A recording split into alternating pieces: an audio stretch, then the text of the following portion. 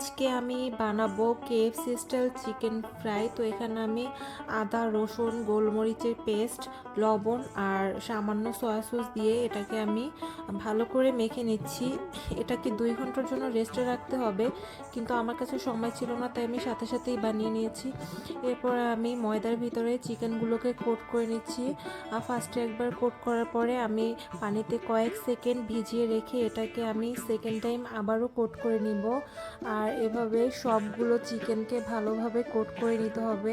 Chicken coat করার সময় অতিরিক্ত ময়দাগুলোকে ভালো করে ঝেড়ে ফেলতে হবে, নতুবা তেলগুলো সব নষ্ট হয়ে যেতে পারে। তো এভাবে আমার সবগুলো বানানো শেষ হওয়ার পরে চুলাতে বেশি করে তেল দিয়ে চুলাটাকে মিডিয়াম ফ্লেমে রেখে এগুলোকে আস্তে আস্তে করে ভাজতে হবে, যেন ভিতরটা জুসি থাকে আর উপরটা একদম ক্রিস্পি থাকে। বেশি সময় নিয়ে আস্তে আস্তে না ভাজলে কিন্তু ভিতরটা অনেক সময় কাঁচা থেকে যেতে পারে। তো এই জন্য এটা ভাজার সময় অবশ্যই ধৈর্য নিয়ে ভাজতে হবে। তো রেডি হয়ে গেল আমার কেএফসি স্টাইল